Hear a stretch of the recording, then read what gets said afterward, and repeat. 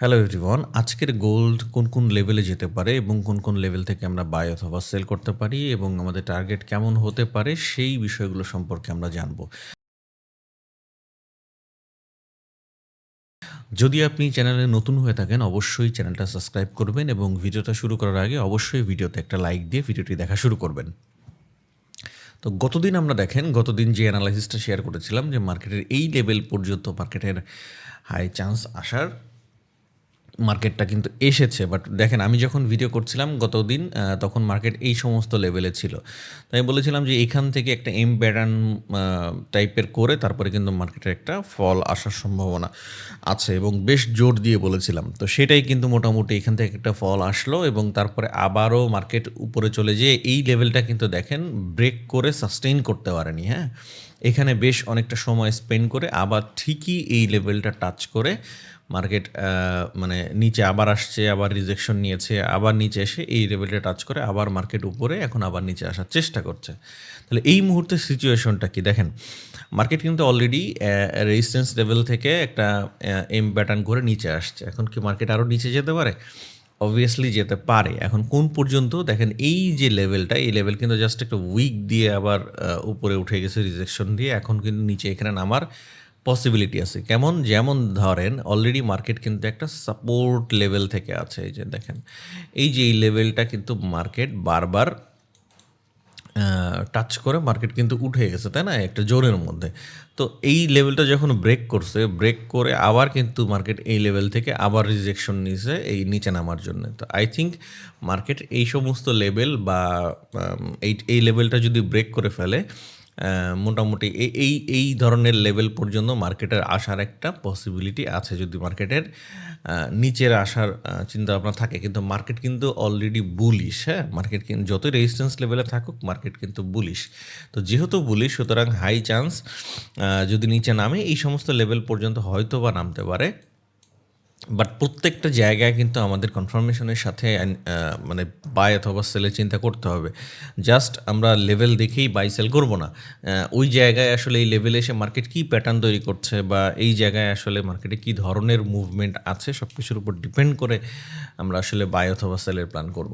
তো যাই হোক, এই মুহূর্তে যেটা দেখতে পাচ্ছি, এই মুহূর্তে কিন্তু মার্কেটের এই সমস্ত লেভেল থেকে মার্কেটের এই লেভেল এবং এইটা ব্রেক করলে মার্কেটের এই লেভেলের দিকে মার্কেটের একটা হাই চান্স আসার। আর যদি মার্কেটের বায়ের কথা চিন্তা করেন, ধরেন আপনি চিন্তা করছেন বাই করবেন, বাই করতে হলে অবশ্যই মার্কেটের এখান থেকে এই লেভেলটাকে ব্রেক করতে দিতে হবে। এই যে এই লেভেল ব্রেক না করলে আপনি আসলে বায়ের দিকে মানে যাওয়াটা বুদ্ধিমানের কাজ হবে না, হ্যাঁ?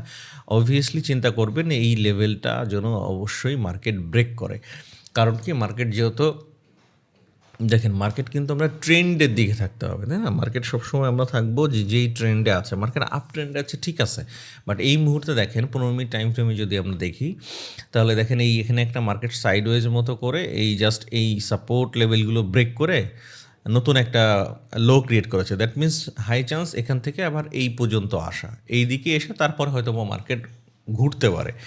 তবে যদি নিচের দিকে আসে তাহলে আমাদের জোন এই পর্যন্ত এই দিকে। আর যদি মার্কেটের উপরে যেতে হয় তাহলে অবভিয়াসলি আমাদের বায়ের চিন্তা করতে হলে এই সমস্ত লেভেল মার্ক করে রাখবেন। এই লেভেলগুলোর উপরে থাকতে হবে। আমি যদি লেভেলগুলো বলে দিই, তাহলে দেখেন এই উপরের লেভেলটা হচ্ছে 4253 থেকে 4245, মানে 4245 থেকে 4253, এই একটা লেভেল। এখানে আপনি আপনার মতো করে আঁকায় রাখবেন। এই লেভেলটা হচ্ছে 4219 থেকে 4225। এই লেভেলটা হচ্ছে 4193 থেকে 4199 এবং নিচের এই লেভেলটা হচ্ছে 4169 থেকে 4174। এই যে লেভেলগুলো আছে এগুলো আপনি জাস্ট আঁকায় রাখলে আপনার জন্য ডিসিশন নিতে সুবিধা হবে যে এক্স্যাক্টলি এই জায়গায় কী করব। এবং এইখান থেকে যেহেতু এই সাপোর্টটা ভেঙে এটা এটা এখন রেজিস্ট্যান্স হয়ে গিয়েছে, মার্কেটে কিন্তু পসিবিলিটি আছে এই যে এইদিকে নামার। যদি এই যে এখান থেকে আবার মার্কেটের হাই উপরে উঠে যেতে পারে, বাট যদি কোনো কারণে এটা ব্রেক করে ফেলে তাহলে কিন্তু মার্কেট এই জোনে আসার একটা অনেক বড় সম্ভাবনা।